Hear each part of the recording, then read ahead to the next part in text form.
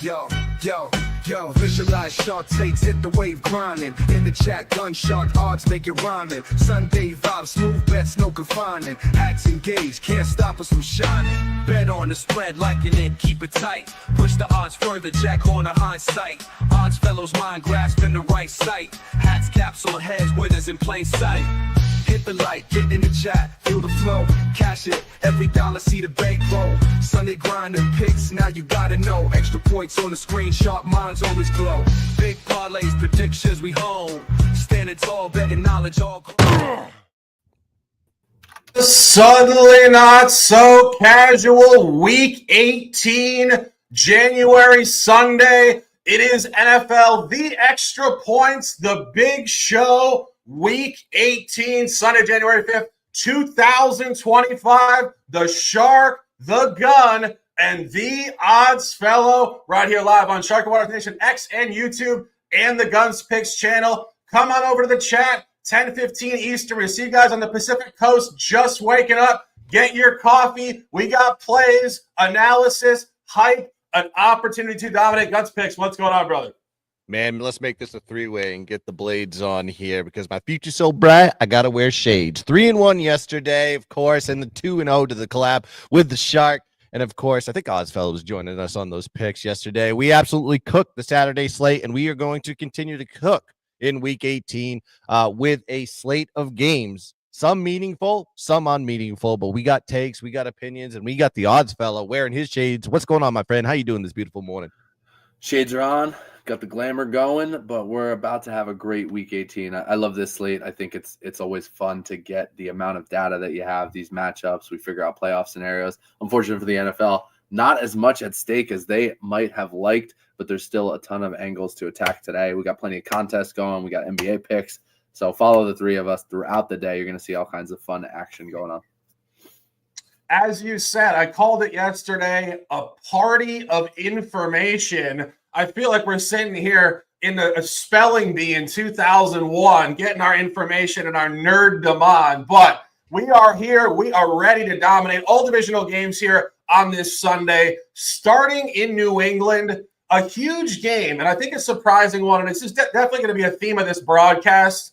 Who's motivated, who's not on both sides of the playoff picture. Some of the teams that are sitting their players will try. Some of the teams that are supposed to tank will also try. I'm on New England, but I'm throwing it to the Gun first. He's got the hat on. A few things about an under on this Sunday. Under 36.5 official. Yeah, I like the total on this one. Shark was going to talk about the side, but you have a 13-3 team going against a 3-13 team, and really New England sitting in position. If they lose today, they get the number one pick in the draft. Is there a motivation to lose? I think so, but Buffalo really isn't going to try in this game because they've already locked in the 2 seed in the playoffs. And I know Josh Allen is going to play in this game. The only reason he is going to play is just to keep his start streak alive. So if you expect him to be in the game for long, it ain't happening because they're going to go with Mitch Trubisky for, I would say, 99.9% of the game. Last time these two teams met were pretty recent in December. 24-21 was the total on a 14-point line with the home favorites as Buffalo. Total was 48 in that game as well. Now you've seen the line here, short dog for the New England Patriots plus 3.5 with a total sitting here at 36.5. This is the lowest total that New England has seen all season. They're 4-2 to the under when the total is less than 40 points. And when New England is a dog of 33.5 or less, the total is under 40, correlation there. They're 2-1 to the under. Also, Buffalo, and again, lowest total they've seen all season. They have not had a total lower than 41. So this is the first time they've been under 40 as a total. Then you got to look at New England. Held Buffalo to 24 points in the last matchup at their home stadium. That's 10 points below their season average. So New England does know this team very well offensively, but a little bit of an asterisk there. No Josh Allen. I mean, if you expect Mitch Trubisky to get you points today, good luck to you. New England on the offensive side, even with Drake May in the lineup, they only average 18 points per game at home. So I think with both of these teams, I don't see both of these teams scoring a lot of points. If it's going to be one side, it's probably going to be on the New England. side on this one, but I'm looking at the under here, playing the totals. So give me Buffalo, New England under 3.5 as the play. And please, New England, don't win this game. Just get the first round pick. You know, I'm taking a breath because we said this yesterday. We kind of thought Cleveland might get the number one pick because 4 teams at 3-13, Cleveland was plus 20. You got the Giants as a short dog. You got the Titans favored, and you got New England at plus 3 against Buffalo.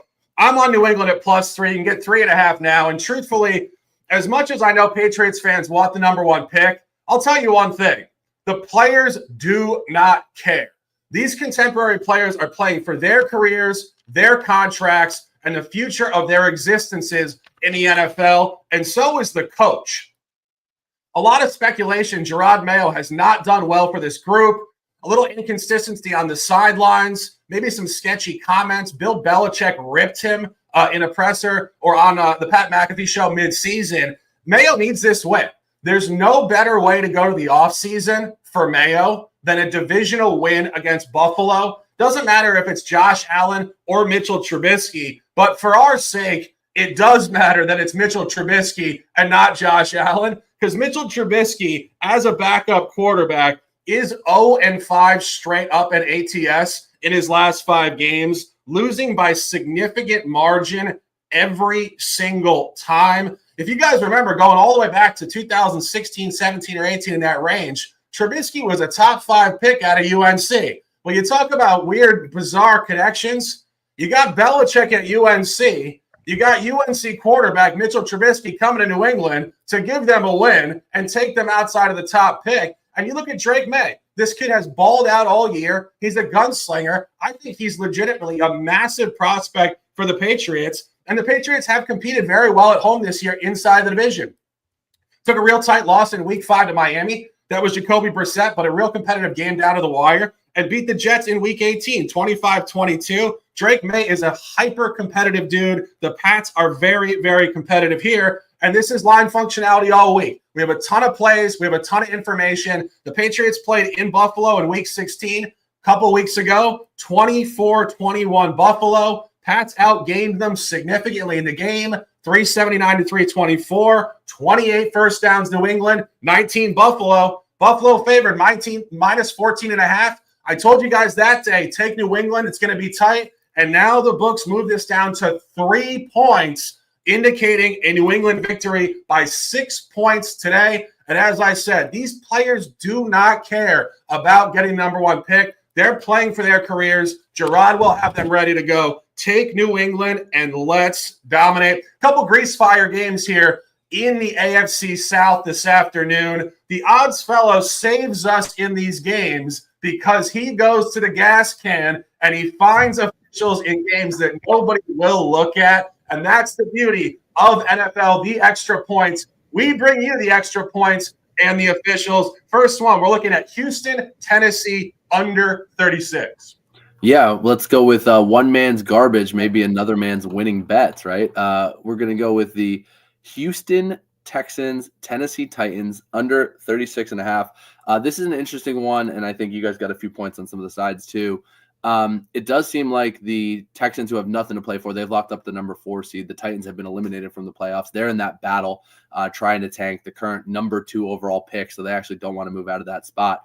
One thing I like is Brian Callahan said earlier this week, although Will Levis will start, it seemed like at one point both Will Levis and Mason Rudolph would get some snaps. So I love the inconsistency there of what that's going to do for the rhythm on an offense.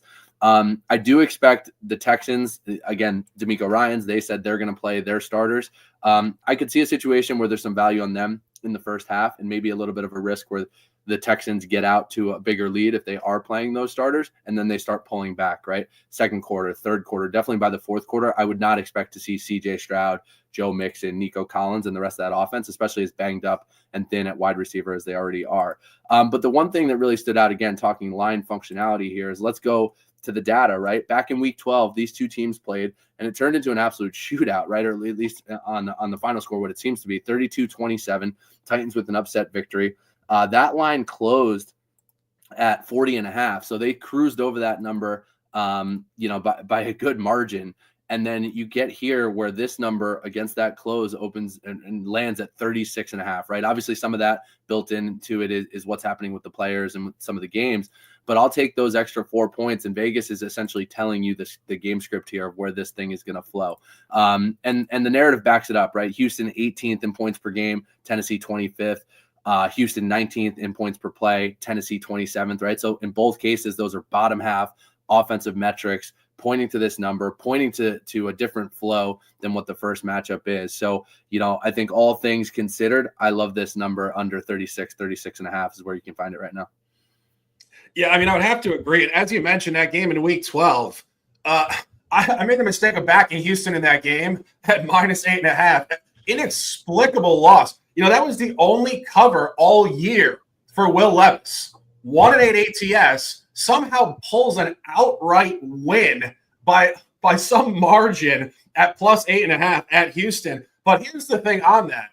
CJ Stroud has been really poor in his career at home in the division. He's been much better outside the division on the road, inside the division on the road.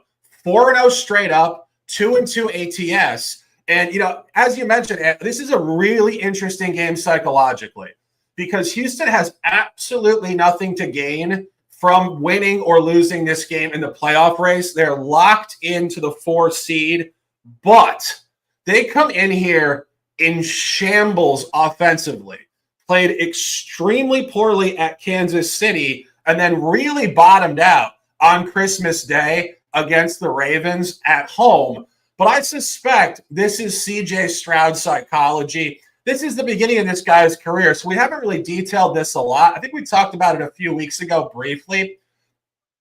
This guy was basically the father figure in his family since like age 10. His dad got incarcerated when he was a young kid, and CJ really became the man of the family, crazily enough, while he was basically in middle school. That's why he's so mature as a young quarterback. So my idea on this from a psychological perspective regarding the Christmas Day game, he really wanted to be home with the family, like to a point where it was way more than like Mahomes not wanting to play on a holiday just because it's Mahomes and he's just hanging out. No, like CJ Stroud is extremely religious. You saw him cry like continuously on the field when Tank Dell got hurt. This guy has the mind of a 40-year-old. He wanted to be with the family on Christmas, and that's why they played so poorly. But here's the point on that. They don't want to go into the playoffs with that type of offensive vibe on record as their last point in the regular season. So I think they're going to come out blazing hot here in the first half. I actually didn't see a first half line when I was looking at this earlier on FanDuel and DraftKings. But if I can find it, I love the first half here for Houston to just get back in their flow before the playoffs. And I agree. That game was an outlier in Houston back in week 12. I think the under's correct. Guns, any thoughts on this game? No, this is one of those ones that I took maybe a 2-minute look at, and I was like, I don't know who's going to show up in this one. So, like Houston really hasn't had anything to play for weeks, really. I mean, they've kind of owned the division for 2 or 3 weeks now. This was just something that I had no idea. Coin flip type situation on it, who wanted to play, who wanted it more. Maybe Tennessee, I don't know. But I like your opinion there on the first half. Kind of get Houston get some sort of rhythm as an offense. See what they can do here and there, and then you just pull your starters second half and see what happens. But maybe a good indicator if we can look at some live action on this one. If we have that inclination that maybe they're gonna start pulling starters here and there. Probably the books will be like all caught up on that anyway, so the line's gonna have zero value on this one. But this was just, I focused my attention a little bit more to games where I thought that there was a little bit more motivation involved. So yeah, I completely passed on this one. Yeah, and obviously week 18, an incredibly unique environment here in terms of what's going on. Historically, we have seen this all over the league. Starters come out, play a good first half, get pulled, and then the game completely flips. And that's why Tennessee is favored in this game. I think Tennessee probably does win and cover this game late. We like Houston to come out early. This number is all over Tennessee, though. It just should make your eyes light up when you see a team 3-13 laying points to 9-7 within the division. It's a Tennessee number for the game. It's an under number. We like Houston in the first half. Staying divisional football all week 18. We love it. We're going 1 o'clock. Raymond James Stadium in Tampa. Saints at Bucks. A rematch of an early season game. Spencer Rattler on the road. I said Trubisky's bad. Well, here we have Spencer Rattler saying, hold my beer. I might have some beers later. Guns, we have a collab on this one. Tampa Bay, -14. Yeah, Spencer Rattler, more like Spencer Rattled, because every time he goes in there, he looks like he's flustered. But yeah, you have a New Orleans team that really just had a bad year, 5-11 on the year. No Derek Carr, he was out for a while. So yeah, they're going with Spencer Rattler today. Then you have a Tampa Bay team that is motivated. They're playing for the division. They're playing for a playoff spot. They're 9-7 on the year with a +7 point differential, +55 net yard average. And this team is on a roll. They've won 5 out of the last 6 games, 4-2 ATS in that span. And then you got to look at this Tampa Bay offense. They are absolutely humming. Tampa averages 472 yards of total offense in their last 4 games, and they put up over 400 yards of total offense in 6 straight games. So yes, the offense has been their strength all along. And then don't sleep on this Tampa defense either. They've been holding opponents to 250 yards of total offense in the last 4 games and under 300 yards of total offense in 4 out of the last 6. Everybody says this Tampa defense can't play. Tampa Bay is starting to heat up at the right time going into the playoffs. But you look at New Orleans, this is a team that just wants the season to end, and it shows. Losing 4 out of the last 5 games, 1-4 ATS in that span. And then you got New Orleans, like Shark said, Spencer Rattler, he's in the spot again. Go look at the statistics and how this team performs when Spencer Rattler is the quarterback. They are 0-6 straight up, 1-5 ATS, losing by an average margin of 19.1 points per game in those starts. One of those Rattler starts was against Tampa. And guess what Tampa did? They were a 3.5-point home favorite in that spot, and Tampa thumped them 51-27. This is the second time this year that Tampa has been a double-digit favorite. The last time they were was last week versus Carolina. What happened in that game? They were 10-point favorites, 148-14. So they can dominate these heavy, big lines. I just think Tampa, simply put, just red hot coming into this one. They are going to get their best effort. They're trying to win the division. They're trying to clinch the NFC South, and they're going to do it versus a New Orleans team that's without a coach, without direction, and wants the season to be over with so they can kind of hit the reset button, refresh, get a new guy in there. Let's see what happens. But I love Tampa today. It's one of my favorite picks of the day, and I got it at -14. Tampa -14 as the play. Completely aligned. Let's dominate. Just jumping off of it, I said it about Trubisky, 0-5 ATS on the road. Well, Spencer Rattler is 0-5 ATS as a starter. His only cover actually came in a game he replaced Jake Haener and backdoored Washington at home. But even more specifically, only 2 road games on record for Spencer. Really, really poor. At the Chargers, week 8, 26-8 blowout. And more recently, at Green Bay, Monday Night Football, week 16, 34-0. It was the first shutout of the entire season. And Rattler on the road in his 2 road games is getting outscored 60-8. And if you guys remember this kid coming out of high school, I think he was on a Netflix show. He was pretty well featured. QB1. Went to Oklahoma, got pulled for Caleb Williams, and then goes to South Carolina, somehow ends up in the league. This dude has basically no upside. He's highly aggressive throwing the ball. The interceptions are consistent and wide open. And as Guns mentioned, this is where Tampa Bay is just playing elite level ball. 6-2 ATS last 8. Only non-covers this year in the division were either on the road or against Atlanta. They've cleaned up these other teams, and this is just where they're not going to hold back. A couple props, which I think are interesting. Mike Evans needs 85 yards to hit a milestone for $3 million. You know they're just going to be slinging the rock relentlessly here, and you're going to see a very similar game to last week, which was a complete blowout against Carolina. And final point on this, Guns touched on it, but the only other time these teams faced off this year in New Orleans Tampa Bay put 594 yards on the Saints in a 51-point outcome, 27-0 in the second half. Dennis Allen was fired mid-season. Now they got a stopgap. This guy, Darren Rizzi. You guys have seen how these interim coaches work. Jeff Ulbrich with the Jets, they have not improved. The Bears have not improved. Even Antonio Pierce last year, small jolt. Raiders terrible all year. The bottom line with interim coaches, they're stopgaps. They're not really the guy. The locker room is not motivated. This is a blowout waiting to happen. Take Tampa Bay at -14 and let's cash.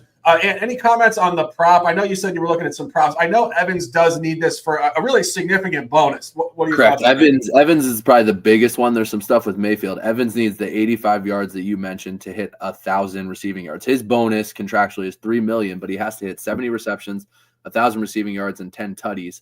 In order to get it today, he needs 85 yards plus 5 receptions. So he's good in the TD department. And then there's some good stuff with Baker Mayfield. It's going to be interesting what they do with him. I think, like you said, it's the environment for him to sling, especially if they're trying to get the ball to Mike Evans. He's got some pretty big awards that I think can jump up to $2.5 million in total as long as he stays in either the top 10 in the NFL or the top 5 in the NFC in the following categories: passer rating, passing touchdowns, passing yards, completion percentages, and yards per attempt. So it's $500K per category. He's currently sitting top 5 or better. So I don't know if that's, I can't see if that's NFL or NFC, but he's in the money on all 5. So you'd imagine he wants to stay in a pretty good place with those as well. So still could be aggressive. Yeah, without question. And, just a comment on this. We see our guy Wager with Will in here saying basically that we have no idea what we're talking about. And that's fine, Will. We love you anyway. But I will say this. What happened to the Browns yesterday at +20? I don't think they covered that big line. Fat boy pick. They don't cover these spots. And, just as a line corollary, the last time that the Saints were catching this number on the road, it was that Green Bay game, 34-0.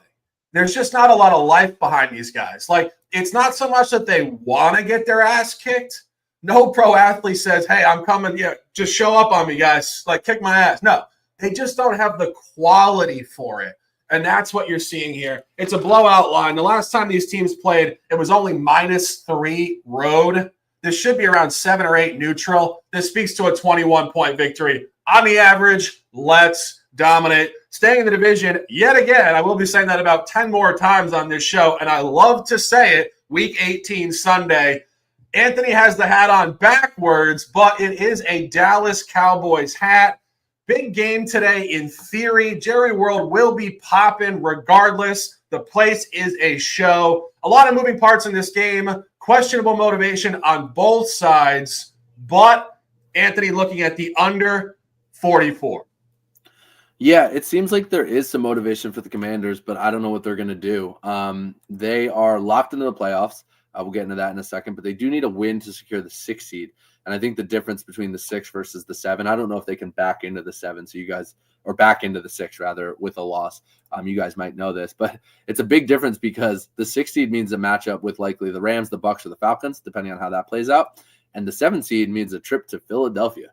So it's very different kind of playoff matches and playoff teams. But Dan Quinn's saying the right things. Obviously, a little bit of a motivational spot for him, too, coming off that Dallas loss. He was that D coordinator that was responsible for turning around the Cowboys defense for a while. But I do like the under, and it's really kind of a statistical thing here, too, just looking at the numbers from the first matchup. And I remember specifically watching this game, sitting down, and betting the second half over because you could tell a lot of where these teams were settling for field goals, where they were stalling out in the red zone. So I felt good about that number getting there in the second half. And then it didn't look that way for a long time. But then the last 3 or 4 minutes of that game hit, and that thing soared and ended at 34-26. The Cowboys held on.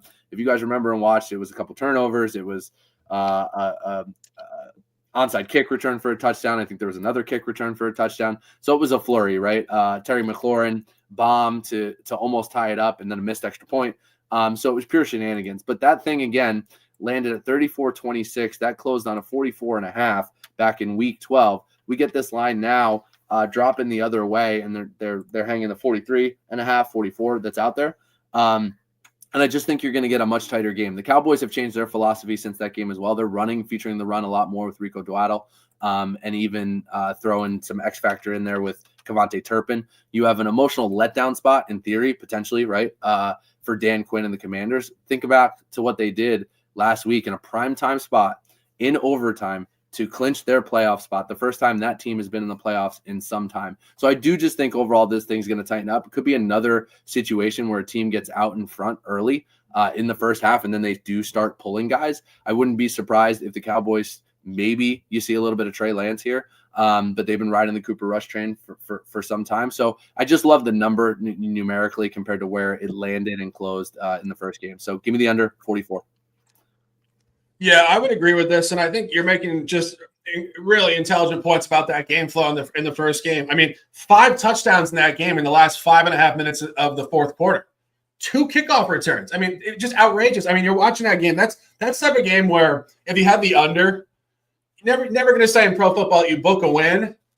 You're cruising along late in the fourth quarter. You take your dog for a walk. You're like, all right, we're good. Let me get a cup of coffee. You come back and you literally do 3 triple takes on your phone saying, wait, this has to be some sort of software glitch, because that was an unbelievable cluster of points. 41 points in the fourth quarter out of nowhere. So when you see 41 in that cluster, and now we're sitting at 45, I believe, or 44, speaks to more of an under. Good. Any thoughts on this one? Yeah, I think the only way you play this is the total. When you look at the line kind of shifting, it shifted properly, the 3 points there. I think it was a 10.5 point line sitting at 7.5 in a lot of books. That's pretty much what you're supposed to do, especially when you go from away to home. That's how the shift should be. But yeah, you have a good point there on the total, 44.5, and this dropped to 43, I believe. I haven't looked to see if it has moved. It looks like I'm seeing 44s on the board, 43.5. But yeah, the only way to play this is the total. Between these two teams, like you guys have already said, it's like so many outliers happened in that previous game. Kick returns, onside kick return. I was like stuff that you normally don't see in a typical football game. And I just think that like really Washington doesn't really have much to play for here. I think they're just trying to get out of this game, not to get hurt, so they can move on to the next week into the wild card round. I think Dallas could play a little bit motivated here just to get that last win, and unfortunately, it may result in Mike McCarthy keeping his job. I don't know how that's possible, but he's got enough excuses. Didn't have Dak all year, had to go with Cooper Rush, and actually performed well at the back end of the year. So with this game, I think the only way to touch this is the total. Don't touch this side. I lean under in this one. So yeah, that's the only way I do it. Yeah, I do agree. I think that if you were going to take the ATS side in this game, you do want to take Dallas at +6.5. It's going to be tight. I have Washington to win this game on the average by 5, but of course 6.5 would cover that. So if you guys want to take action in this game, under officially from the odds fellow, and lean towards Dallas numerically here. We know our guy Sean Green is the lean police. He doesn't like leans, but we got information on 18 games here, 16 games. We're going to give you guys an angle on every single side and total this week. And I think we're going to have Sean back on here during the playoffs. Shout out to Sean and his guy Kramer. Big dogs in the house on this beautiful Week 18 Sunday. Speaking of big dogs, taking Carolina on the road at Atlanta, +8 for 1 unit. When I started to go through this, I was quickly reminded Carolina found their flow mid-season. Bryce Young was terrible. He sat down. Enter Andy Dalton. He was terrible. Brought Bryce Young back. 6-2 ATS last 8. And I think a key point, coming off of the blowout we just discussed at Tampa Bay, in the small window here with Bryce Young, Carolina is actually 2-0 ATS coming off of a previous non-cover. So they are a bounce-back team. And truthfully, I don't think this is Atlanta being on the level of Tampa Bay at all. I faded Atlanta last week. Washington did cover 30-24 in overtime. A lot of people were quick to say that Atlanta was unequivocally the right side. They got backdoored in overtime. And I actually did a video on Sunday night discussing this. The back door is not always just because the last play went against you. Sometimes you actually got lucky to get to that point where you got backdoored. And that's what happened. Washington dominated that game in yardage, dominated in first downs, Atlanta actually scored a pretty, I would say, clutch TD, 119 to go in the fourth quarter to send it to overtime. And then, of course, Jaden Daniels did what he does in overtime. But when I was analyzing this, I go back 2 weeks and I see Atlanta hammering the Giants at home on a similar number. And oftentimes we do cap this in college and professional football where we say a team and a quarterback function great as a home favorite, poorly as a road dog, which would actually lead you to Atlanta here.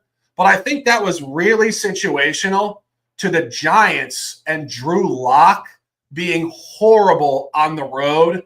That game was actually a lot closer than it looked. Drew Lock had 2 pick sixes in the game that propped up the Atlanta side to cover 34-7. And if you look at Bryce Young since he came back from the benching, he has been pretty much the polar opposite of a Drew Lock interception machine. 9 touchdowns, only 3 picks, only 1 pick on the road in that window or at a neutral site. And this is divisional revenge game, and it speaks to a tight one here in terms of the line. You go back to week 6, it was actually 2 different quarterbacks, interestingly enough, but let the numbers tell you the story. Kirk Cousins at Andy Dalton, heavy -6.5 on the road. We had suggested that day Atlanta would cover, and we were officially on the over in that game correctly. It was a total shootout. Now you get a quarterback change, and you get Atlanta only coming up at home 1 point at open from 6.5 to 7.5. It should be 9.5 or 10 for neutrality, 11 or 12 for an Atlanta take. This speaks to a very tight game. I have Atlanta to win this game, but in a real tight one by 5 points on the number. Take Carolina, upward movement. They want to close the season right. You talk about some of these teams that really have nothing to play for. Carolina and New England are a very similar conversation. Young quarterbacks showing upside with young coaches. They want to continue that into the offseason. It might seem kind of anecdotal and unimportant, but trust me, in January, February, the draft, mini camp, they just want to have a good feeling going into the offseason. And our guy had made a comment before about the Saints. We know the Saints want to have a good feeling. We just don't think they have the quality. I think Carolina has the quality. Take Carolina at +8. Let's cash this one. Staying at 1 o'clock, a couple more games here. Thankfully, the odds fellow has given us yet another official within the AFC South. If the gun and I were just sitting here, we probably would breeze over these games, but you're not. And we're looking at another under. Jacksonville, Indianapolis, 44.5. Yeah, we'll go quickly through these. We'll keep it moving through the grease fires. But again, one man's garbage, another man's betting W's. Another under, so you'll see that consistently from me today. But this one, again, speaking of the week 5 matchup, final score 37-34, a bit of a shootout. At that point, the Jags were 0-4. This is a week 5 game. They came and finally got the W, got the monkey off their back temporarily. It didn't last long. That was Joe Flacco. Anthony Richardson was either benched or hurt at that point early in the season. But it was against Trevor Lawrence, the man playing on his birthday, and he kind of showed out finally for once this season. But that game, again, speaking about the numbers, closed at 44.5. They hung a pretty high total, totaling 71 points between the 2 points. So that's 26.5 points over that number. And then they kind of came back and just hung the same opening line to open it up. So I do lean under here. This is probably, I think, out of my 4 totals, the riskiest of it, just because I think you could get a little bit more of a a shootout or a higher tempo from Mac Jones against Joe Flacco in this matchup. But statistically backs it up too. Points per play, Indianapolis 13th, Jacksonville 24th. Points per game, Indianapolis 16th, Jacksonville 25th. And that number sitting there right where the other one closed at was really telling to me of what type of game flow I still think you're going to get. So it could mean some turnovers. It could mean it gets a little bit dicey at times, but I do still like it to stay under that 44.5 point mark. Yeah, I wouldn't entirely disagree here. I have this one graded to be very tight. We were discussing this off the air. I think this is going to finish right around 45 points, 44, 45. So the odds fellow, he likes to gamble. He's getting ready to gamble this afternoon. And, you've seen Mac Jones here in situations, gunsling. This is backup quarterbacks. They're not necessarily, locked into these teams. So they really want to just show out. They play more of an aggressive style. They push the limits on the edge a little bit more than a starter that would, want to keep it more conservative. And of course, Joe Flacco here is going to sling it. So this is a gamble spot. Anthony on the under, and we absolutely hope he cashes. Guns, I know you don't have anything on this one, so we'll keep it moving. More at 1 o'clock. Couple more games here. Giants at Eagles. Interesting stuff here. Really interesting stuff. This is where the Giants are going to do one of two things. They're going to continue this upward momentum off a ridiculous, unexpected win last week at home against Indianapolis that truly I don't think anybody saw coming. If you had Indianapolis last week, more power to you. If you took the money line, we should put you on the show and ask you what you were thinking, because I don't think anybody in the world saw Drew Lock showing up with one of the best games of the entire season out of nowhere last week. But now you get to ask yourself, will he continue this on the road where he has not performed well with the Giants? He's 2-0 ATS at home with the Giants, having also covered against New Orleans a couple weeks ago in the back door, but he is 0-2 on the road, and that does include that game we just discussed at Atlanta with 2 pick sixes. However, Philadelphia is sitting Jalen Hurts, of course, sitting Kenny Pickett, and I'm not entirely sure who's starting today. I think it's Tanner McKee. Guns, you remember Tanner McKee from Stanford, right? Tanner McKee. Oh, yeah. Well, he's taking it to the city of brotherly love today. I'm sure they'll be serenading him with some tunes on that.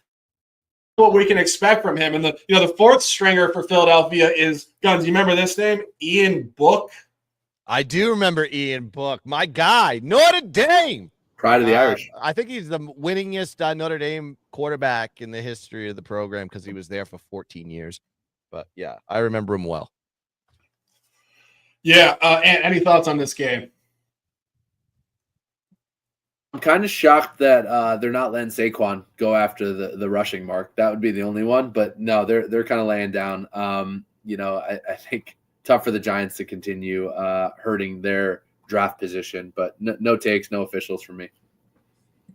Yeah, I got to say, I was pretty disappointed with that decision as well. I mean, the guy just worked the whole season to get within 100 yards of the record. He's probably never going to get back here. Like, it takes so much unique effort and just, a situation with a team, a coach, an offensive line, like a point in your career to get there. It's like, guys, let him run. And he's not like, it's one of those things where you could just say, I was saying this on X midweek, and I was just saying, like, the chances of him getting injured are, I mean, come on. I don't have like a number, but it's got to be, it's like less than 1%. Like, this is the type of thing where it's like you can live one of two ways in your life, through action or fear. And we choose action on the extra points. It's like going out every day and thinking you're about to get hit by lightning. It could happen, but it's just a ridiculous way to think. And it's just so unfortunate. I got to say, I'm very disappointed. I'm not an Eagles fan. I was never a Giants fan. Wasn't a Penn State fan. I think the guy's a great player. I think he's incredible. Break the record. Let him ball. I mean, this is the beauty of life. Do great things and perform. It makes everybody better. Not living in fear. It really just left me with a bad taste in my mouth. Guns, thoughts? Yeah, but let's pump the brakes a little bit. If I know anything about the head coach of Philly, and we've already seen this on when they were mic'd up like weeks ago. I think it was when Saquon could have broke the record to beat the Giants. The coach went up to him and says, "Hey, listen, you got the record right here. If you want to go back in the game, you can, or we can just let the subs get in." If you know anything about Saquon Barkley is a team guy. He's very reserved. He's not over cocky. He doesn't care about statistics. He doesn't care about breaking records or anything like that. He just cares about winning games and playing team ball. I guarantee that he was not the decision. He was probably the decision maker on whether or not he played in this game. And the only reason he did that is on the sheer fact that he wanted other guys to get reps. He wanted to give other people opportunities. I don't want to blame the coaches. I don't want to blame the GM. I really don't know the story per se, but I guarantee it was asked to Saquon if he wanted to go into that game and try to break the record. And he unselfishly said, no, I don't need to do that. It's like, let's focus on winning games. Let's focus on getting to the playoffs. Let's give other guys reps that want to have the reps. I guarantee that's probably what happened, not the coaching decision that was made. I'm telling you, we've seen it on Mike. Like he has said, like, no, I'm good. I don't need to break records. Just let other guys get their reps. Yeah, I agree with you. But I'll say this: I wish somebody had sat him down and like told him like the importance of the moment. Like a lot of these guys, I don't know Saquon personally, of course, but it kind of reminds me of like when LeBron and D Wade, these guys would just hang out in AAU camp and the Olympics and not compete against each other. Like some of these pro athletes need like their energy turned up a little bit. Like they need like Ronnie Lott to come like hit them in the mouth, or like Mike Ditka to get in the locker room and like yell at them. And that's not to take anything away from Saquon. The guy's balled out all year. He's a hell of a player, but like I don't think he's realizing the importance of this moment. Like breaking that record is so historic. Like you talk about being unselfish. I think it's actually being unselfish for the fans and like people who follow to break the record. I mean, you talk about pro athletes, they inspire people immensely. Like back a couple of years ago, like when all sports were canceled and stuff for COVID and all this stuff, like it wasn't like it didn't inspire anybody. It like drained the hell out of the world. Like people want to see him succeed and break records. Like I think unselfish in terms of like the world, he should play. I wish somebody had gotten in his head and said, bro, like understand the gravity of what you're doing. Go out and ball. Like this makes people better. And of course, the injury risk is just kind of anecdotal. It's like he's modern day Barry Sanders is what he is. Barry Sanders had that same mentality. He left in his prime. He didn't care about the records. He could have shattered every single record on the board of all-time rushing leader and whatever, but that's not how his personality is. And I think Saquon has the same type of personality. You can sit that guy down and tell him how important the moment is all day long. He is still going to have that type of mentality where he goes, listen, I'm not concerned about records. I'm just concerned about winning games, getting to the Super Bowl and winning a championship. That's all I want to do, guys. And I want to make sure that he's such a team guy, and let the Giants letting him go is absolutely probably the worst decision they've ever made. When you got guys like that are great in the locker room, on and off the field, that's just the mentality that this guy has. And yeah, he's had a great season, but I guarantee they probably did have that sit down with him and try to tell him how important the moment was. What did Saquon say? Probably no thanks. I just want to make sure that my guys get their reps. They should have told him they're going to bench him in the playoffs unless he plays this week. That wouldn't happen. Give me a break. Best player on the field, best player in the NFL. Come on. Well, we're going to cut you. Over and over again. Saquon, you're going to sit down this week, disrespect the game. Well, we're going to sit you next week, son. We'll see what happens there. But who are we playing? Washington?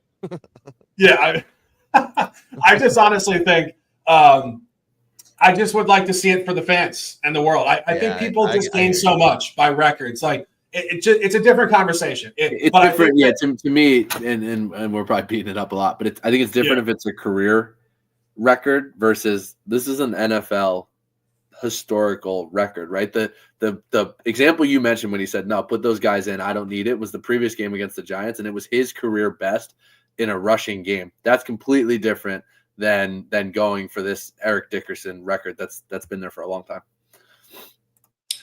Yeah, it just makes the world better, because we are beating it up, but I think it's a good conversation and people connect with this. Like a lot of times we talk about all these numbers, like it's a little like esoteric, but like this is real stuff. And I just think that this is the reason why sports exists in the first athletes. And when a guy's on that level, people just gain so much from it, from an energy standpoint in their life. Like people wake up tomorrow morning on a Monday, they feel better if they see him break the record. And that's what athletes are for. I mean, they're to make the world a better place and a happier place and a more inspired place. I just think not going out there is not inspiring at all. But don't want to beat it up too much. We've already talked about it for 5 minutes. Conversation wins. More 1 o'clock football. One more here. Bears, Packers, Green Bay 10.5, 41.5 number. rematch of a tight one midseason at Soldier Field, 20-19 Packers. Ultimately, a bit of a backdoor.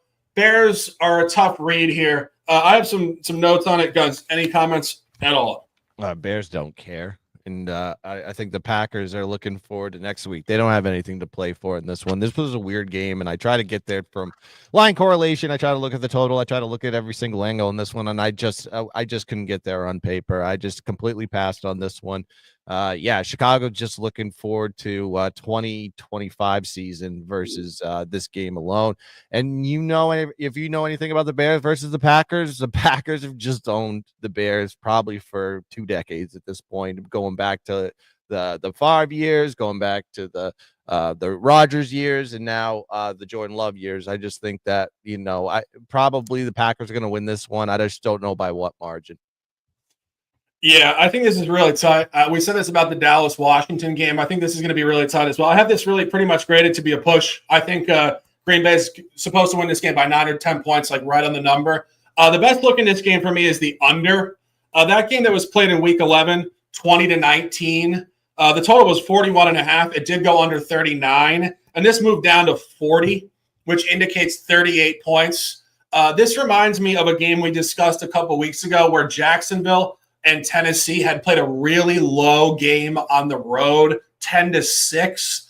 And then they came home and people wanted to buy the over as a regression from that 10-6 game. And I said it was an under. Books moved the line down, saying it's going to come up from 10-6, but still go under the allotted number. And that's what this is. This is going to hover right around it. I think the under is the best look. And did you have any look on this? I know you love unders. I lean the under. I lean the under as well. I do think that's the right look in it, and I'm just trying to pull up the right notes here. But I think the biggest thing for me was looking at the grading that you mentioned, and just knowing the flow these kind of teams have had. The Packers specifically have had trouble getting going for a full game, and they kind of show it in spurts, especially in a Week 18 game when there's not a ton on the line. How that game flow is going to play out. I would lean a kind of a divisional under here, but I might wait to see what happens in game. Yeah, under's best here. Tough game. Going to 4 o'clock. Bunch of games at 4:25. None of the elusive 4:05 games today. That's nice for everybody. You can watch it in one time slate here. We got 5 games. We have a bunch of officials. We really like the 4 o'clock card here. Yeah. Starting off in Denver at Mile High. I got the hat on. I got a collab with the gun. I got this at -8.5, posted on X on Monday. Steamed up now. Incredibly noteworthy number. I'll throw it to the gun for opening comments. Denver -10.5 official. Yeah, did the Kansas City Chiefs plane show up to Denver? I heard they were in severe lockdown, travel issues with that team. But you talk about motivation. Denver's got all the motivation in the world going into this game because winning in type playoff situation. But I also like where the number's sitting here. As I got it at -10.5 right now. They play great at home. They have a plus 11 point differential at home. They don't have the best yardage. They rate dead even with their opponent as far as net yardage goes. It's just on the sheer fact their defense really shows up and is opportunistic. And they do tend to score here and there on some INTs and turnovers. They're 5-2 ATS at home this season. But another key point here is they're 5-0 ATS as a home favorite this year, and they win by margin in those situations. They've won those games on average by 17.8 points per game. And I said this, motivation is all on the Denver side. Kansas City already locked up the number 1 spot. They're going on a bye next week. Mahomes, Kelsey, Pacheco, Hunt, and 6 defensive starters listed as not playing in this game. And you have Denver winning in. They need this game more than anything in the world. These two teams did meet in November. KC won the game in dramatic fashion, 16-14, with Denver missing a late field goal in regulation to in what is considered one of the luckiest seasons for the Kansas City Chiefs, in my opinion. Everywhere they go, they just find ways to win the game, and it's usually through mistakes from their opponent. And then you got to look at Denver. was a 7-point road dog in that situation. Now they're a double-digit favorite. The line swing, functionality, and everything in between. KC has basically conceded this game. I'm surprised they didn't just tell Goodell we're going to forfeit, because that's basically what they've done, sitting all their starters. And Denver is just going to go out here and absolutely thump their divisional opponent and get a little bit of revenge on that loss where they missed that field goal at the end. I think there's a little bit of blood in the back of their throat from that loss, and they've thought about this regardless of who's going to be playing this game for Kansas City. So I think Denver is a spot here, and they dominate in this game. 425 in Mile High. Denver minus 10.5 as the play. Yeah, our guy Sean says up to 13.5 now. Is that right? As we're talking about this? Yeah, I'm looking right now. Let me look here. No, it's 11s. There's 10.5s out there. I'm seeing it on the board. There's 11s and there's 10.5s right now. It's like yesterday. These books may be doing wild things, because that I think you mentioned FanDuel was still hanging at 10.5 when most places on the first half, and then you look at MGM was 12, and I think so tread lightly. If you see a bad number, don't bet it, or go look for the one that's still hanging the good number. Yeah. Oh, he says he meant to bet up to 13. Truthfully. Gotcha. If you want to ladder this, I have Denver to win the game by 24 points. I think you could lay 21 here. And truthfully, it's line functionality. It's fine. As Guns mentioned, Denver could have beaten KC on the road at full staff. Block kick at the buzzer. Will Lutz 35-yarder. You get a revenge game. You get that anger quotient. They're going to be pissed off here. And it's just a heavy line shift. KC was -9 at home. This opened at -9. It's an 18-point gap. Speaks to a complete blowout. Denver by 24. And just to elaborate on what Guns said very briefly, he dropped most of the commentary, but one specific calendar point that I thought was very interesting here, you're finding Denver coming off of 2 consecutive losses on the road, 0-2 ATS last 2. Pretty excruciating loss in the division at the Chargers. Thursday Night Football Week 16. Had a significant lead at the half and gave it up late. Could have covered. It was just a real tight non-cover. And then last week, another excruciating one in overtime at Cincinnati. So this is actually the 3rd time this year they're coming off of 2 consecutive losses. The first time, it was week 3. They had lost at Seattle and home versus Pittsburgh. They went to Tampa Bay off that L2, hammered the Bucs 26-7. Slightly later on, took a margin loss week 9 at Baltimore, 41-10, and then went to Kansas City and lost by 2 points. Came home after that off that L2 and blew out Atlanta 38-6. And it's what Guns said. This team has been an absolute unit as a favorite this year, 7-0 ATS. And Kansas City is starting Carson Wentz. This is not Carson Wentz from the Eagles days in 2016-17. This guy's a journeyman backup. He's 3-6 ATS last 9 as a starter. He won't compete. They don't want any part of the game. As Guns mentioned, they got caught on the tarmac trying to get out of here for 4 hours. You could make an argument like they don't want to show up to the stadium today. Like, this is just going to be like an exhibition game where one team just really wants it and the other wants nothing to do with it. Mm-hmm. I got 8.5 early week. That's why you follow on X. 10.5 now. Buy it up to 21. I honestly see a complete blowout coming. And can we talk you onto it? I'm still going to stay off of it. I would actually the Carson Wentz piece doesn't scare me as much as the travel issues and the rest of the starters resting. So I do think ultimately you guys will get there on the number, but I think Carson will actually play pretty well. Yeah, and again, this is not the NBA where when the starters sit, all of a sudden the backups cover. This is the NFL where the backups do not compete and there's a significant talent gap. Total blowout line. Let's hammer it down. Denver at 425. So you're saying there's no Ciroc type of games? Let's can't really talk about that anymore. I don't know if we can still say Diddy on the show. No, we cannot. I know, right? Like, talking about ironic, like bizarre. I'm not going to go into it. No. This isn't the show. This is backstage. Let it be what it is. Next one, we're staying in this division. Chargers visiting the Raiders in Vegas, 425. Another collaboration. Guns and I grew up on the East Coast. We love the AFC West. We have 2 officials in the AFC West this afternoon. Guns picks Chargers -6.5 official. I like to call it the AFC best because I love betting on the this division here. We have a good one here at Allegiant Stadium here in Las Vegas, Nevada, former home of the Guns picks. But we got a lot. We have the Chargers here, 10-6 on the year with a plus 5-point differential, and they have something to play for here. I'll get to that in a second. Then you have the Raiders off back-to-back wins. I guess they would be motivational type wins, 4-12 on the year, but they have a minus 7-point differential and minus 19 net yard average.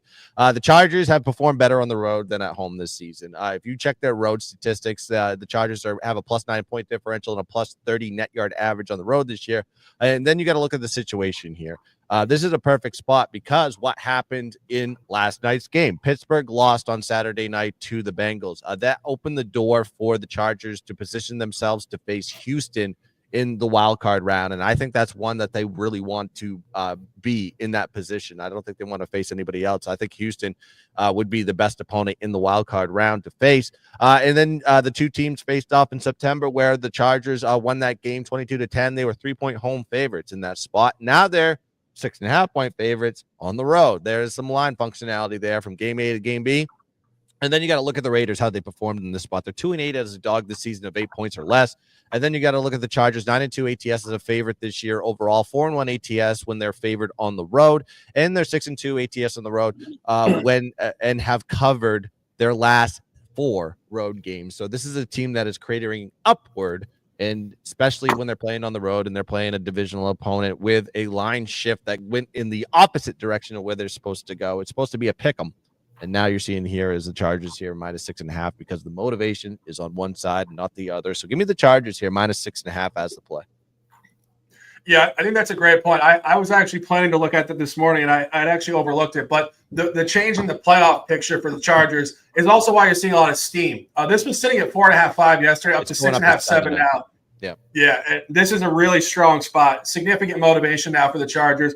I'm not going to go into too much more detail. You said pretty much all of it, but this is great line functionality in the division. The opener found the Chargers laying 3 points at home, 22-10. This is 5.5 road. It indicates an 11-point win. I think you're looking at 11 to 14-point win here. And as I was just saying with the previous game, buying low Denver off 2 consecutive losses, this is actually a great spot to fade Vegas off 2 consecutive wins. And it's a complete shift in opponent quality. Week 16, Vegas home win against Jacksonville. Week 17, road win last week at New Orleans by margin. 2 of the worst teams in the sport. Now they come home for this one. The only other time this year Vegas covered back-to-back games, they covered at the Rams in week 7, and then they covered a home game against the Chiefs in week 8.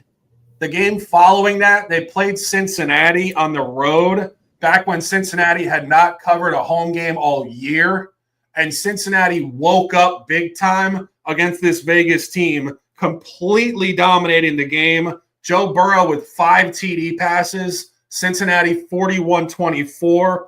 And you talk about line corollaries. As I mentioned, this opened up Chargers right around 5.5. That was Cincinnati's 7.5 at home, a 7.5 home line against the Raiders, a 4.5 home line against the Raiders. It's the same weighting, and Cincinnati got them by 17. This is a margin spot. Don't buy the Raiders today. Take the Chargers, and let's dominate. And any comments on the total here or any thoughts? Yeah, actually, based on that same number functionality, now these teams played all the way back in week 1, which is wild. Most of the division matchups were week 5 or later. You have a lot clustered around week 5, week 12, week 13. So these guys played week 1, 22-10. Chargers victory. That line closed at 40.5, so they stayed under that number by 8.5. Yet you see this total tick up, and it's sitting around 42.5. So to me, that trends maybe towards a little bit more of an open game flow. I just can't get there pre-flop just because of not knowing when the Chargers will have it in hand and what they do, but they are playing for something because of that ability to move up to the 5 seed. And then one other thing on contract incentives, we like to drop these on week 18 too. J.K. Dobbins, he's got 842 rush yards. That's 58 yards away from 900, which unlocks another 150K for him. If he goes off for 258, which is unlikely, or 208 rather, he can hit another tier and unlock another 30,000 at 1,050. So watch out for that one. Yeah, I agree. And I think if you look at the Chargers, games have gotten a little higher scoring with this team recently. The defense is not playing as great as they were early season, and the offense is more explosive. And I think it's actually kind of a nice buy low on a couple unders consecutively for the Raiders. They did go under barely against Jacksonville, barely last week in New Orleans. I think it's a nice buy low. I would lean the over here. I think that's a good look there. And staying the course here at 425. Collaboration official. We turn the games that nobody wants to watch into big-time games. It is NFL The Extra Points. We bring you the extra points 1 hour in on this Sunday, Week 18. Dolphins at Jets, 425 in East Rutherford. This is a game back in August over the summer. You would have said, you know what? We're in the New York area. Let's buy some tickets to watch Aaron Rodgers versus Tua. Two teams going to the playoffs in the cold in New Jersey to open up the new year. Hell of a game, you would think. Not so much. Dolphins fringe playoff team probably won't get there when Denver hammers down on KC. Tua's not playing. It's Tyler Huntley. It's an interim coach, Jets. Jets are incomprehensibly 4-12 straight up. This might be the last game Rodgers ever plays with the franchise or in professional football. I think there is some entertainment merit there to watch if this is his last professional game. But we have a collaboration official on the under, throwing it to the gun at 37.5. Yeah, there's not enough ayahuasca in the world to make this game interesting, and that's why I'm looking at the total on this one. The last time these two teams met, it was a high-scoring affair, 32-26, but that was with Tua. You got the line shift here with you've seen the Jets here favored at home, which I find very interesting considering Miami still has a shot to make the playoffs. They need things to happen that probably aren't going to happen, granted, but it looks like they've basically conceded for the year, especially when you're starting Tyler Huntley here, because there is no Tua in this spot there. And when you look at the starts that Tyler Huntley has had when he's been the quarterback for Miami, the offense has suffered. They only put up 14.2 points per game. They're 3-1 to the under in those spots. And remember the line here with the total. It was 45.5 the first time these two teams played, and now it's 38.5, 37.5 for that matter. Now that line just continues to drop. So you got to look at when the total is this low. So when the total is below 40 points in Miami games this year, they are 2-1 to the under. And on the Jet side, they're 2-0 to the under when the total is 40 points or less. Both these unders were home games, and we have a home game here for the Jets at MetLife. Then you got to just look at the Jets. Have they really been scoring points? Not really. They only averaged 19 points per game at home this season.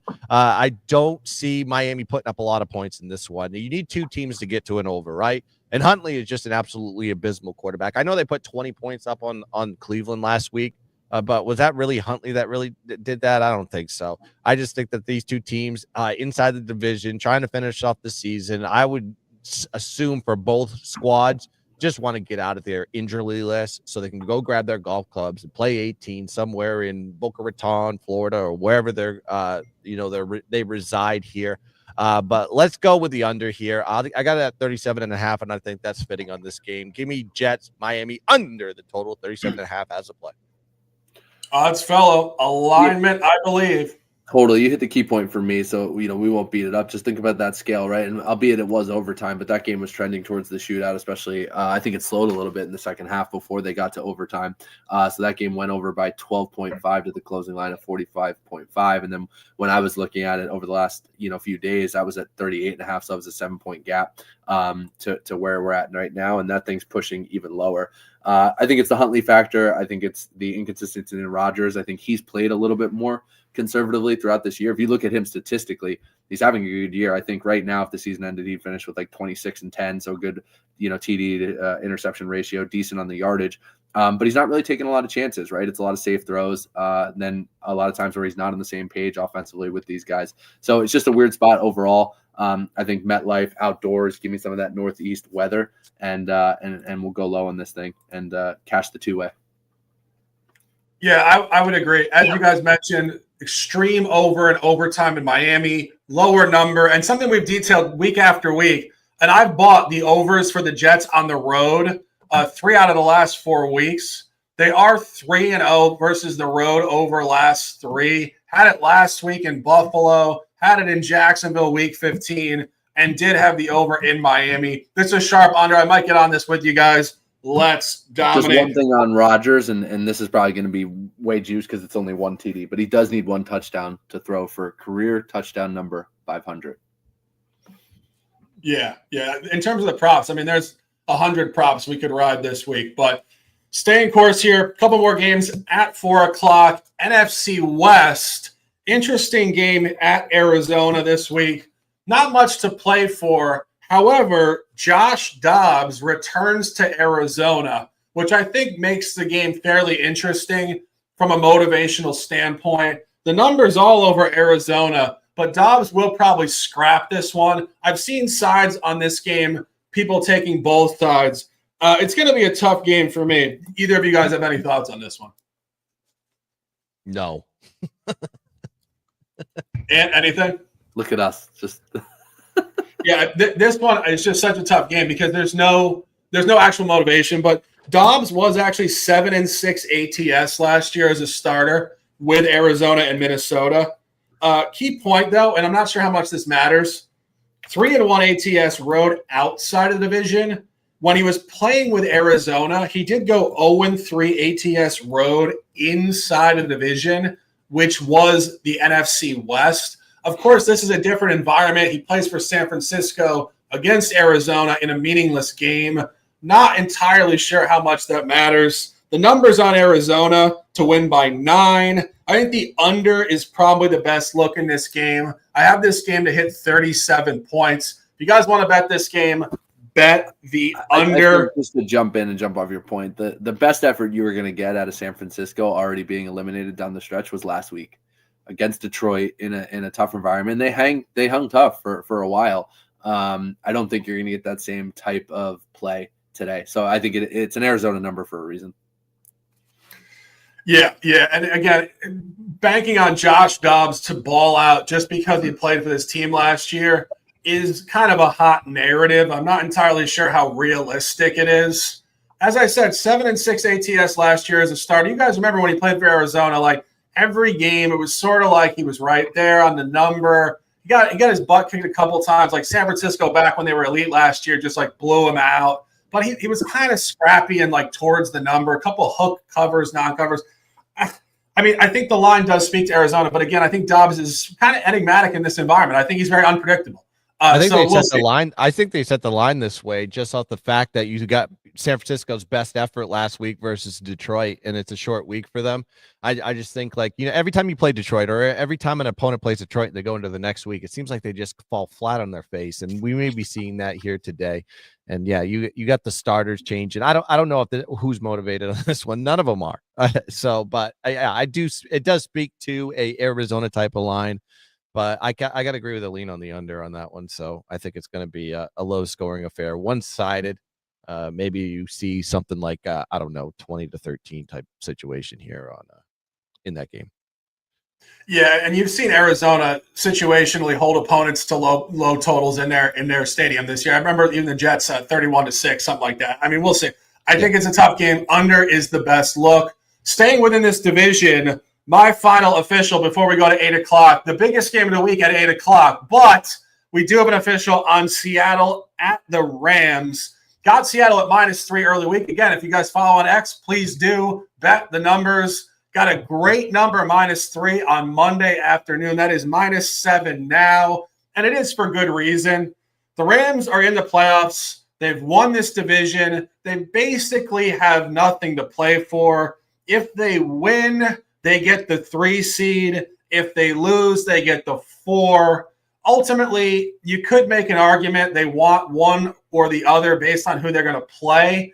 I think at this point, McVay, having won a Super Bowl a few years ago, veteran roster in certain parts, is just more focused on getting healthy and will play whoever we play next week at home. This game is all over Seattle.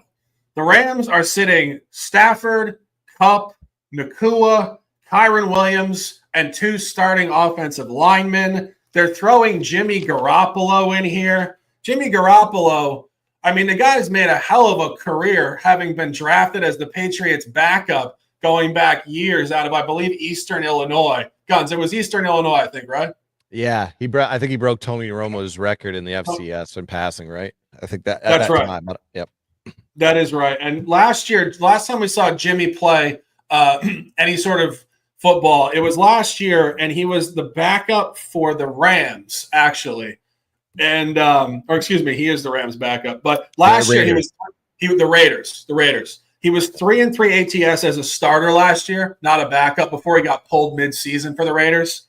But the key point was his covers came against New England last year, who was terrible, at Denver last year in week 1, back when Wilson wasn't covering anything. Denver started last year 1-5 ATS, and versus Green Bay early last year, which if you guys remember, that was Jordan Love before he had figured it out.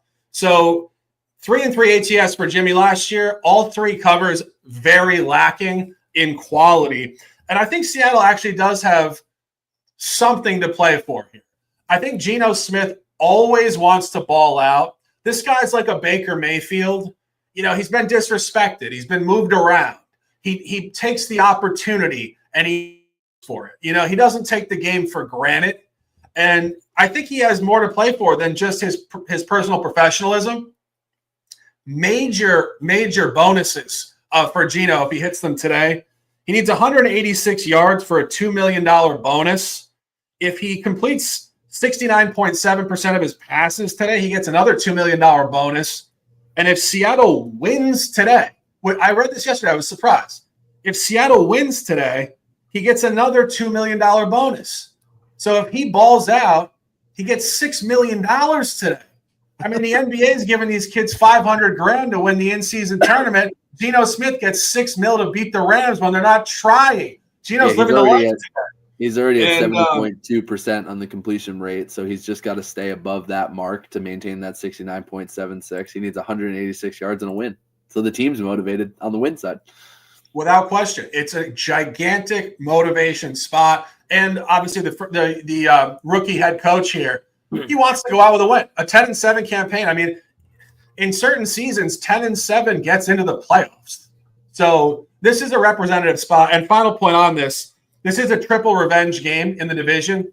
The Rams have gotten them 3 times in a row, so the motivation will be there to beat the Rams here with some significance. A couple coin flip losses recently, too. Last year, week 11, Jake Myers missed kick at the buzzer for Seattle to win. They could have won that. He missed. And then earlier this year, Rams beat Seattle in overtime 26-20, but Seattle did outgain them in the game 424 to 366. It's a heavy line. It's a big line. It speaks to some margin. I have Seattle to win the game by 8 points at the minimum, and this could get to a higher margin. Buy Seattle at -3, obviously with us early week, or -7 now, and let's dominate. Final play on the card here. Biggest game of the day by a mile. I got to say, I'm kind of surprised we're here.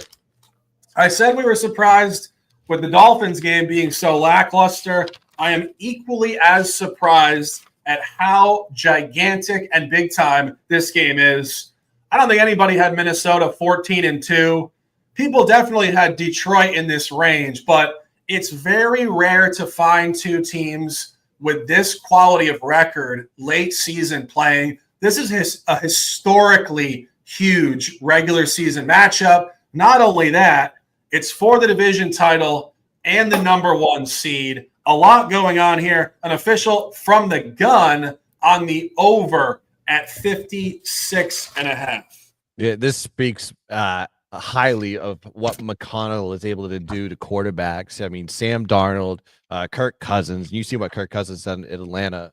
Sands leaving the Vikings. Sometimes you just have a quarterback whisper, and it just works out with this offense. And you're going to have a good one today. What a way to end the season! What a way! If you're playing for the #1 seed, you're playing for the bye, you're playing for the division. This is the chef's kiss of a game, and I think it's going to be a high-scoring game. So let's just look at the total here. This is the highest total that Detroit has had all season, which is remarkable here. The total, when the total is above 50, when Detroit plays, they put up some points. They average 31.2 points per game in those spots. And then you got to look at the previous matchup. The number was 49.5 in that game. And now you're seeing the total here at 56.5. Gives you a high indication that they are expecting points. The first meeting hit 60. So on a 49.5 line. So look where this one's going. This is going into the high 60s today, I think. Then you just got to look at Detroit, 5-1 to the over in their last 6 home games. You have Detroit 11-5 to the over at home, dating back to 2023. They average 56 points per game totals in a 2-year span at home. This is and on the Minnesota side, this is by far their highest total. They have not had a total above 50 points all season long. But Minnesota is 4-1 to the over versus divisional opponents this year, and the only two of those totals being their highest prior, and that was 49.5. That was Detroit, and that was Green Bay inside the division, and those went over. The average outcomes in those spots, 54.2 points per game, and that includes playing the Chicago Bears that can't score any points, right? Also got to look at the matchup between these two teams historically. You got Denver and Minnesota. They have gone over 6 straight times, 9 out of the last 11.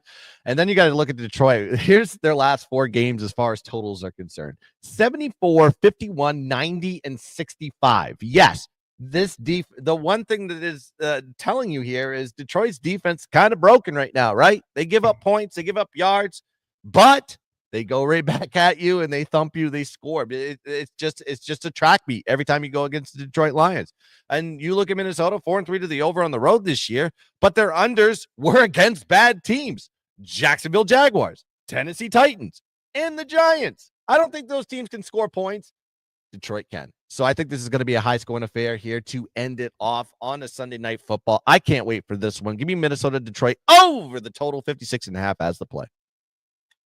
Yeah, I completely agree. And you're the totals guy here more often than not. Any thoughts on this one? I think you get a better number in game, but I do agree with the total flow here. I think it's where these teams have especially with the Lions down the stretch. Everything Guns just mentioned is really the key points for me. That defense is banged up. What that tends to do is it affects the way Campbell plays. What makes this a little tougher, but again, can largely work in your favor. And we've seen this in a lot of games. All 3 of us were texting separately about it a little bit during that Ravens first half.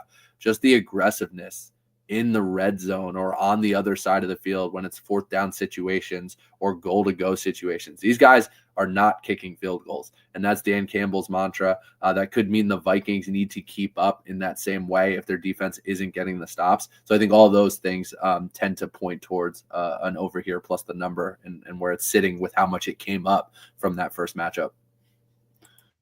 Yeah, I would agree. The line agrees as well. The first matchup was graded at 50.5. This opened at 58. It got steamed down, but we've said this time and time again. There's market steam that comes from syndicates who truly are not looking at the game in the detail we look at it. They're just buying numbers they think are, stale or too high. They're not looking at the reasoning behind it. And I have this game to hit 66 points. I see somewhere around like 36-30 Detroit. Very similar to the game last week against San Francisco, 40-34, no problem. And like as Gunn said, it's just style. It's just what they do. They just are so aggressive. They're so talented. Their scheme is so advanced. It's going to be a classic, I think. Numerically, I have the game graded Detroit to win by 4. I think it's going to be very tight on that -2.5, -3. This is one of those games where, truthfully, if you want to bet it against the spread, you're probably kind of coin flipping. I don't mind the money line at -150 or -152. We say this every time. In baseball, you'd have no problem laying -152. In football, it's like an act of violence within the sphere. It's not the end of the world to take a money line if you feel like the spread is sharp. Obviously, we'd never advise you to take a -250. -150 is probably the market cap in terms of the price that I would go for. I don't really mind taking the money line here. I might get there later. You guys heard it here first. Money line probably. Spread is real tight. Take the over at 56.5. That's How the dare show. you, Joel, call us a chicken? I'll say Detroit money line. That's the only way I would go with this one. I hate that number, but I think it's going to be a back and forth on this one. That's why I took the total. Sometimes you got to be the smartest one in the room, and sometimes the side isn't going to agree with you. But yeah, if Detroit doesn't win this game, I'd be absolutely shocked. But there is a revenge angle here with Minnesota. You never know what's going to happen. Yeah, just one more point before we close it out here. I do think this is kind of a nice buy low, actually, on Detroit at home in the division. They're actually 0-2 this year, ATS at home in the division. But we detailed this. It was against Green Bay and Chicago on Thanksgiving Day. And they also didn't cover last year against Chicago and Green Bay, won on Christmas Day. So this is where their only cover in the last 2 years came inside the division at home. Last year against Minnesota. I would not talk anybody onto Minnesota against the spread here. We just prefer the money line. This is a great spot for Detroit. I think they're a better team ultimately. This is the biggest game they've played in years. Honestly, this is probably the biggest regular season game for Detroit. I don't even know how far back we'd have to go. I mean, Matthew Stafford never played a game of this magnitude. No, never. You have to go back to the early 90s with Barry Sanders and Scott Mitchell and those guys. But, I mean, maybe even further back. I mean, before our time, really, as, sports fans, the three of us. But Speaking of that one more time, and a perfect example is what happened last night with Pittsburgh and Cincinnati. You and I took the money line minus 134, and we said they're going to win this game outright, but it could be close. Guess what happened? Dead on 2. So if you had 2.5s, you lost. You took an L. But if you had the money line, Cincinnati did win that game, and I think this is another one of those situations. You may see a 2-point game. You may see it hit a push on a 3, maybe a late field goal or something like that. So, yeah, I mean, you could be stuck either with a push or a losing ticket. But if you have the money line, you could be sitting there with cash in your pocket. Especially two guys that are, or one guy that might be going for 2 or doing something. Yeah, there could be some. Yeah, you have going for it on 4th down. You could go for going for 2, even though that Detroit has a great kicker. I mean, Dan Campbell does some crazy stuff, man. He loves his offense. He loves Jared Goff. He loves Jamar Gibbs. He loves what that offense can do. And you're going against a Minnesota team, knowing your defense is struggling. You take any opportunity to get an advantage in that game. And Dan Campbell's one of those riverboat gamblers. Shout out, former coach of the Washington Commanders. But I think this could be one of those games that you could get chewed on the spread, but Detroit could win the game. Yeah, and again, there's no harm in betting minus 150 in pro football. It's just smart stuff. Do it in baseball. Why can't you do it in football? Yeah, and we'll be the first people to tell you, if you're doing it wrong. I just don't mind a minus 150. Minus 180, 190, 200 plus. It's probably not profitable long term. But again, here's the point. This is just a strategic adjustment in very small windows. We're not like if you were doing this on a regular basis, betting 175s, 180s. I know I've talked to a lot of guys over the years who would say, you don't have an edge because you're overpaying. If you lose 1, you lose 1.9 units. You have to win 2 back to get 1. I totally understand that. But this is just a one-off game we think is sharp. So buy the money line and let's dominate. That is the show. Closing out the regular season. NFL, the extra points, the big show, week 18. We will be back next week for 2 separate shows, Wild Card Saturday and Wild Card Sunday, all the way through the Super Bowl. It is Sunday, January 5th, 2:25, the Shark, the Gun, and the Odds Fellow. Tons of top plays. I have 6. New England plus, Tampa Bay minus 14, Carolina plus 8, Chargers minus 5.5, Seattle minus 3, minus 7, and Denver minus 8.5, minus 10.5. Now, Odds Fellow with 4 totals. Houston, Tennessee under 36.5, Washington, Dallas under 44, Jacksonville, Indianapolis under 44.5, and Miami, New York Jets under 39. The Gun under Buffalo, New England 36.5. Collaboration Tampa Bay minus 14. Collaboration Denver minus 10.5. Collaboration Chargers minus 6.5. Guns collaboration with the odds under Miami, New York Jets. Different number, 37.5 now. And a late night special, Minnesota, Detroit over 56.5. And as we said, we're going to probably get to the money line later today. And if you guys watch the show, you heard it here first. Have a great Sunday, the first one of the year, 2025, an opportunity to dominate. 4 odds, Guns picks, a pleasure as always. Close them out with some words, and let's dominate. Yeah, shout out to everybody in the chat for joining in the conversation, dropping your plays and your thoughts and opinions and everything like that. Make sure you follow us on the Guns Picks channel, like and subscribe to that, and also the Shark Wars Nation channel as well. We simulcast all our shows together on this one, and all the content that comes on these channels. The Prop Gun and Knowledge for College are going to be coming out. College football playoff. We think we're going to do a show on Thursday to break down the 2 games left on the board. My Irish better win that one, but I digress. And then shout out to the Odds Fellow. Go check him out on X. He's dropping plays, NBA and football and everything in between. So go check him out on X, and check us out on X, Guns Picks and Sharkin Sports 88. Appreciate everybody that's joined us today. Let's have ourselves a damn Sunday, shall we? Let's get some tickets. Let's dominate the ball. And as always, let's keep dancing. Yeah, bang!